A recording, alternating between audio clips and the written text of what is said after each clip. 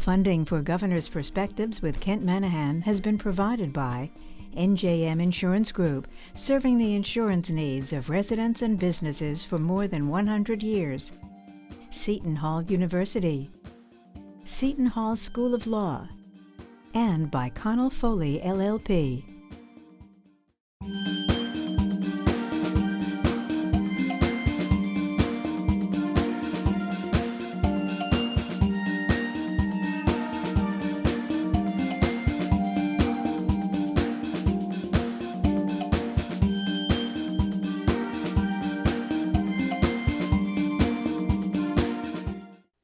Will voters trust November's midterm election results? Many historians and political analysts believe our democracy hinges on voter confidence in the electoral process. Without trust, people are likely to stay away from the polls, likely to question the election results. And as we saw on January 6 last year, without trust, violence could potentially erupt again. There's a lot that matters for America in the midterms. With concerns about inflation, the economy, voting rights, abortion, the war in Ukraine, and for some the results of the 2020 election, voters have plenty of concerns on their minds as November approaches. Former New Jersey Governor and U.S. Senator John Corzine has concerns too. Democracy is at its stake every time an election is up. I think in the era that we live in, because of how the courts have drifted and have decided to side with those who want to narrow the electorate, I think it's very, very important that people vote recognizing, particularly in Senate races, that they're making a statement about what they want to happen. The leaked Supreme Court draft opinion on Roe v. Wade has thrust abortion front and center into the midterms.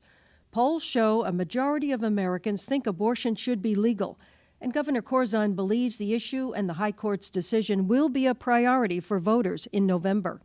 I think the issue of Roe v. Wade is at stake in this election, very clearly, because if the ruling comes down that Roe v. Wade is no longer applicable or narrowed to a very significant degree, then I think it's going to be up to the Congress to really begin that argument of challenging that by writing new laws. Before he was elected governor, John Corzine served as New Jersey's United States Senator from 2001 until January 2006. During that time, he chaired the National Democratic Senatorial Campaign Committee. He knows midterms can be tough for the party in power and has some advice and perspective for Democratic candidates running this year. I think the most important thing for Democrats to try to convey to the public is that they know what they're doing on the economy. People care about their pocketbook issues, and right now, every time they drive into a gas station or go to a grocery store, it doesn't feel good. And the numbers are very real, and it's undermining the credibility of their argument to the people that they're good stewards of the economy. I think that instead of talking about Build Back Better and economic policies that accompanied that program, I think they should take the capital gains tax increase and the increase in taxes that have been talked about for wealthier Americans and corporations and put that into a gas tax holiday or a payroll tax holiday that would help middle-class Americans and those that are struggling to make ends meet in this inflationary environment have greater cash flow and be more secure. And then sunset it as inflation comes down, which many economists and most people expect to happen. Leave the taxes on so that we pay down the deficit over a period of time. Hopefully the White House will help our candidates in both the House and the Senate by doing something that addresses inflation straight on, not secondarily, but straight on through the pocketbooks of the voters. Joining us now to discuss the issues and the Republican strategy in the midterm elections, former Governors Tom Kean and Christie Whitman. Welcome back to the program. So nice to have you here. Governors, let's talk about some historical perspective, because I did a Google search on the midterms, and they seem to follow a pattern. It shows history back to the 1800s. that the president's party in power loses seats in the Congress in the midterm elections, kind of delivering a 1-2 punch for the incumbent president who's only halfway through first term in office. Governor Kean, help us understand why. Well, I think that people have high expectations for a new president, and they're optimistic at the beginning of a term, even inauguration, everything else. And then the president almost never lives up to expectations. There's always some sort of a problem. Problem may be economic, it may be social, maybe anything. But there's always some sort of problems that develop, and people get disillusioned, and they figure, well, we don't like what he's doing. Let's cast a vote for the other party. So it just, you're right, it seems to happen every single time.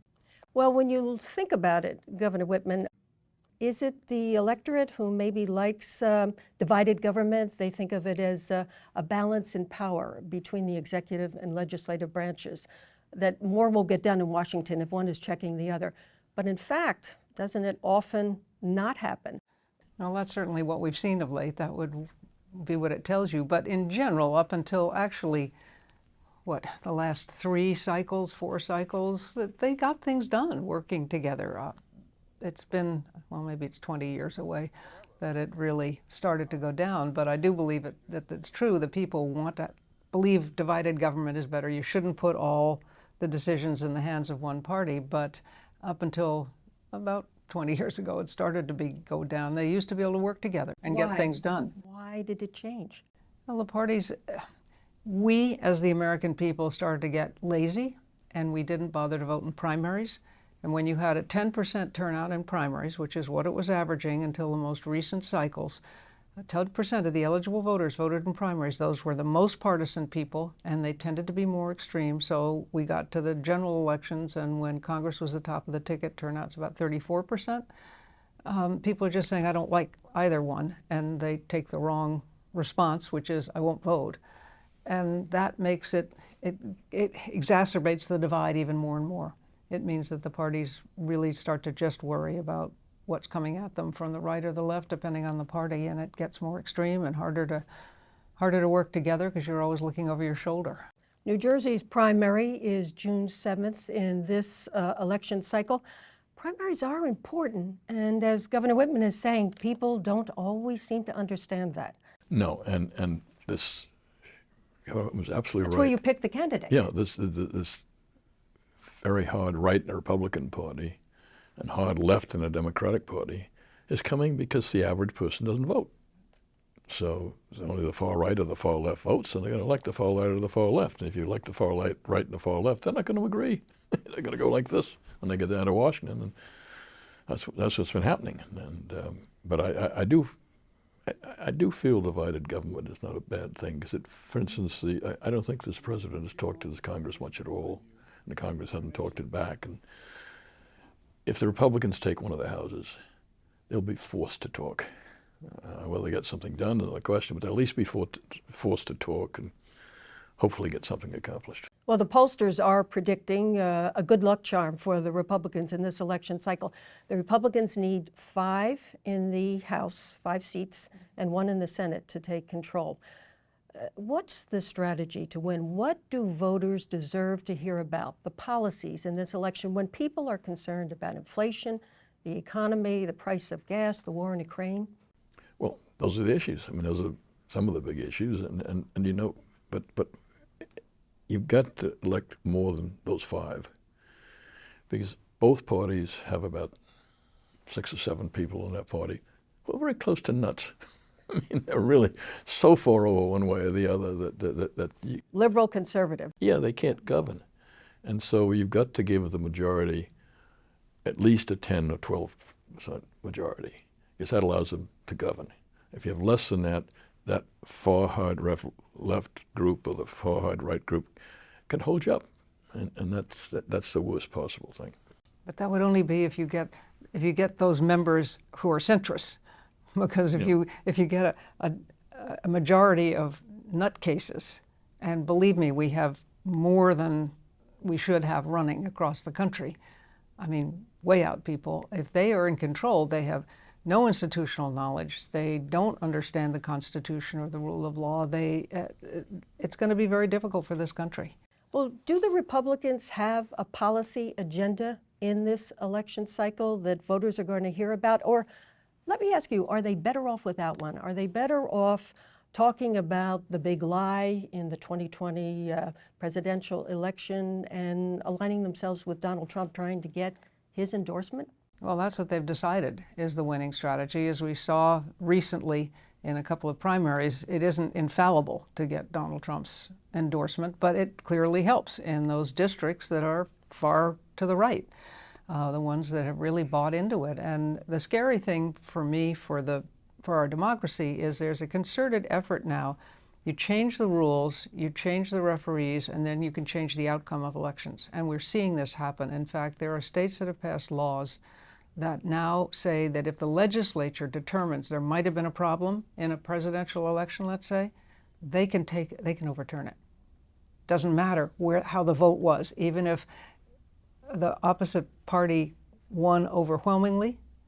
If they can point out and say, oh, I think there was a problem here or there, they can take it back. The partisan legislature can take it back and throw out the election and give their electoral votes to their candidate.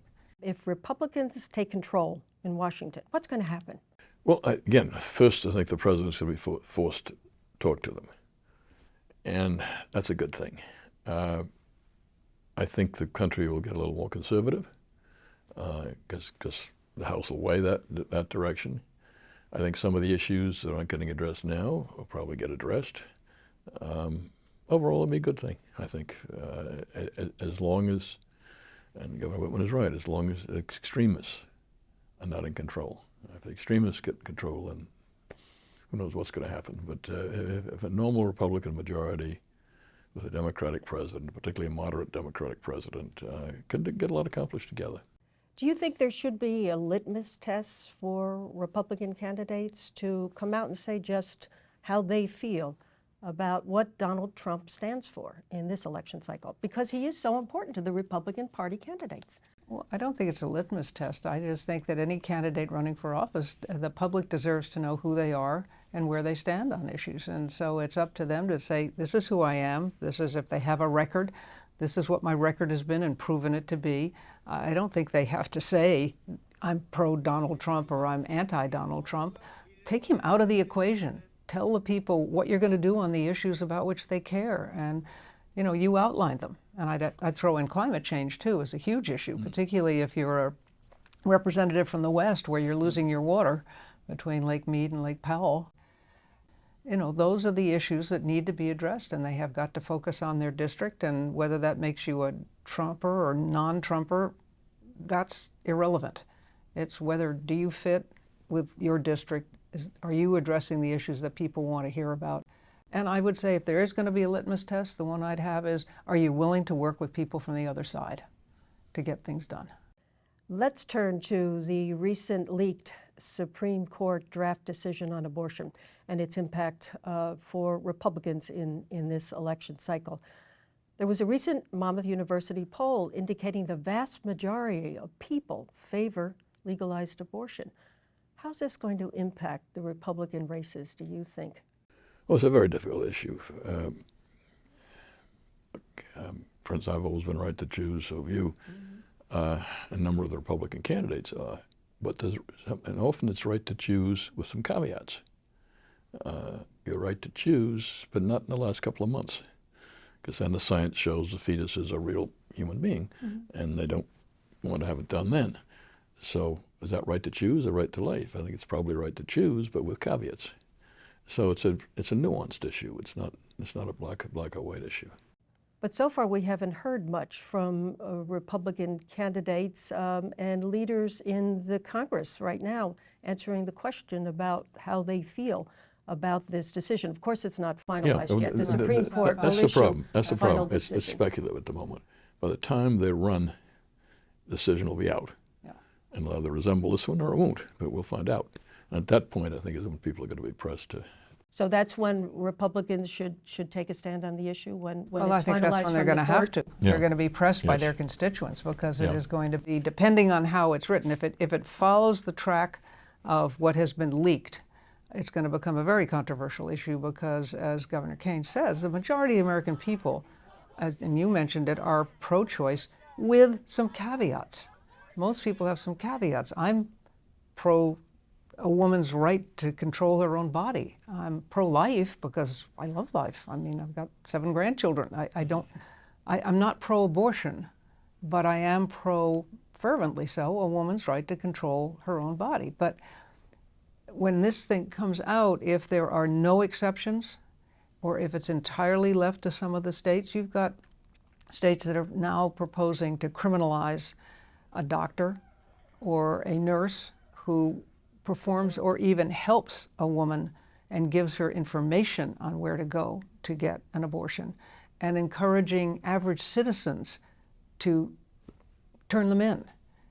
That's not the kind of country I believe we are, but that's going to make it a much harder issue for the candidates, or make it easier, because you can say, look, I'm for it with these restrictions, and that's that. We hear a lot about the future of our democracy and trust in this election, so that voters trust that their vote will count. How important is that going to be in this discussion among the candidates leading up to the November election? It's an important issue. I don't know how it's complex. And complexity doesn't usually enter into elections. Usually black or white, and how do you feel on this? And it's a very easy statement. So I think it'll enter into editorials, philosophical discussions, and it's going to be expressed. You know, it's important for our democracy, but I don't know how. I don't think we'll get into the complexities of that issue this election. Well, the Democrats certainly talk a lot about the future of our democracy. Is that a concern for Republicans, and voters deserve to hear more about that from their Well, Republican yes, but I agree with contenders? Governor Kean. I think it'll become an issue afterwards, after the election, because if they don't like the results, they'll claim there was fraud. And that's what we're building up to. That's what this constant drumbeat about the 2020 elections having been stolen is really all about. It's to undermine the public's confidence in our electoral process. And get away from policy. And get away from politics, just say... Policy, too. Policy, oh, agenda. We don't do policy anymore, many times. Everything's looked at through the partisan political prism rather than the policy prism, and that skewers the outcome, to my mind. But this whole thing is to make it so that the public will feel, if they don't get the results that they want, that they'll listen to those. And we should be celebrating the 2020 election in the midst of a pandemic, with an administration that had been talking way before the election that it was going to be stolen, an administration actually that took money away from the post office to make it more difficult. Not, you can't say to make it, but it clearly made it more difficult to get the ballots to the public, to get mail-in ballots in. And yet, in the middle of a pandemic, people came out and voted in record numbers. And there is no proof in any of these over 60 cases that were lawsuits that were heard by judges appointed by Trump, liberal conservative justices, that there was any there. But it sounds like you're betting that this could happen again in this election. Fortunately, I am. And others I think to that's come. what's been planning. Governor Kean, let me ask you about your son, Tom Kean Jr. He's running in the 7th District for the congressional seat there. He has to win the primary first. He's favored to do that. And in the fall, if he does win, he would face the incumbent Tom Malinowski, the Democrat in Congress there. It's going to get a lot of national attention, that race, because of the number of seats that the Republicans want to win, only 5 to take control in the Congress. Give us an insider's view. How's that race going? I think it's going pretty well for my son, but it's early on. It's early on. You know, not to give a commercial for my son, obviously, but what the Congress needs badly is leadership, because it hasn't got much. And the country knows that, and the Congress is very unpopular. He's the only person running in the state who's had any leadership training, leadership experience. I mean, he was elected leader in Assembly every time and the Senate every time, and it stuck with him. And that's what you need in Congress. You need people who have the confidence of your party and the other party and can become leaders. And he's had that kind of experience, and I think that'll appeal to the people. And you need Republican voters to come out in the primary and in the general. Oh, yes. And given what happened last year in the gubernatorial race here in New Jersey, where the Republicans took 7 seats in the legislature. Do you think that more Republicans, based on what happened in the gubernatorial race, Jack Ciattarelli, the Republican candidate, gave the incumbent Phil Murphy a pretty good run for his money. It was a lot closer race than expected.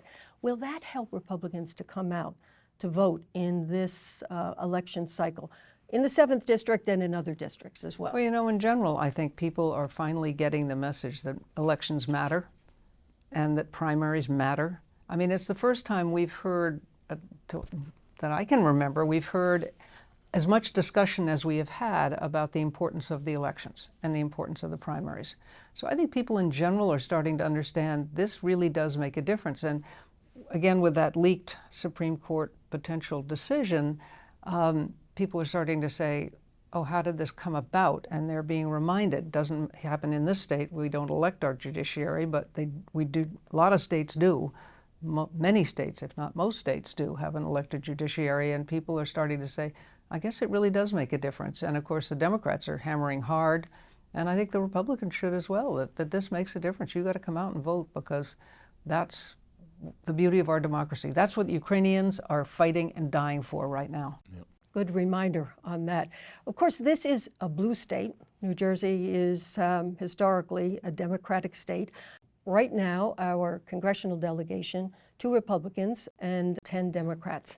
It wasn't always that way, though. I mean, go back to 2009. There were 13 House seats for New Jersey, but it was more of a balance. Republicans held 6 and the Democrats held 7 of those seats. What's it going to take to get the Republicans back to that kind of order in the Congress? Probably, in part, a map that isn't gerrymandered. We've got a bad gerrymander for the legislature, and a bad gerrymander for the, and it's obvious. Districts redivided, you're saying, based on the census, which we just had. We got a terrible system. We have to pick a Democratic map or a Republican map, and both of them are bad, and I pick the Democratic map almost every time, so that means it's a gerrymandered districts, and the Republicans would have a lot more, have a few more congressmen, they'd have a number of legislators if you had a fair map, and you don't have a fair map. You should get rid of that system. Democrats aren't going to do it because it seems to favor them every year. Mm-hmm. But I agree with Governor Whitman. I think it's going to be a decent vote this year. I think people getting to understand more the importance of the individual voter. Well, speaking of voting, New Jersey has an early voting ability for voters to come out ahead of elections, approximately 9 days before a primary and a general election. Is that a good idea in New Jersey? I think so. I think anything that can make it easier for people to cast their ballot. You know, the interesting thing on some of the studies that I've seen is a majority of Americans would rather ensure that every legal vote is counted than have their own candidate win. The most important thing to them is the trust in the election. And anything that can make it easier for people, and you know, we had ballot drop boxes, and they have cameras on every one of them, so you can see what's happening, and people should be reassured that they're being watched. It's safe. They're not being stuffed. There are no Chinese putting in ballots, which is what in Arizona they were looking for. They were looking for bamboo when they did their 4th recount. They were looking for bamboo pieces in the ballots because they thought they'd come from China. But I do worry it gets too early because, for instance, I would have lost. Yeah, things changed. Yeah, I would have lost because the campaign wasn't over yet. If people had voted early, I probably wouldn't have been the governor. But explain that because this is your first election. The trend was moving very strongly in my direction. I started off 30 points behind, and I was coming up like this. If the election had been held a week earlier, I think I might have lost. If they'd been held a week later, I would have won by a lot. Because that's the way the vote was moving. People were getting the issues, getting the candidates, and they were coming to my side. But if the election, if people had voted 2 weeks before, I would have lost. So I'm a little sensitive to. But I think that people would, if we do it, maybe not in the first cycle, that's what'll happen. But I think people then will start to focus earlier too. It'll have that effect. So, the curve would start earlier. If they do focus earlier. I happen to think if the election were held a week later, we would have had a different governor this year. Because I think it was moving that way. It may take a cycle or two for it to get, for people to really catch on. Let me just ask you very briefly from both of you, pushing out to 2024, the presidential election. In the past, New Jersey has tried to move the primary so it's earlier in the cycle rather than generally it's in June, and it's kind of over by then for the candidates. Very briefly, Governor Kean, good idea? Yes, very good. I tried to do it. Both parties opposed it. I couldn't get it done. Governor Whitman? A good idea. Why? We need to be relevant, and because we are such a microcosm of the country, with over 100 different languages spoken in just one city in New Jersey, we represent just the panoply of what the country is, and we're a purple state. I would argue with you. We're not just a blue state, we're a purple state, so I think we're a good measure for the country where we'd come out in a vote. Well, the midterm elections have a lot at stake for voters. And Governor Kean, Governor Whitman, you've helped us understand why it's important to get out there and vote. It's a privilege, and we hope people do. Thank you very much for giving us your perspective. Thank you, Ken. Funding for Governor's Perspectives with Kent Manahan has been provided by NJM Insurance Group, serving the insurance needs of residents and businesses for more than 100 years. Seton Hall University, Seton Hall School of Law, and by Connell Foley, LLP.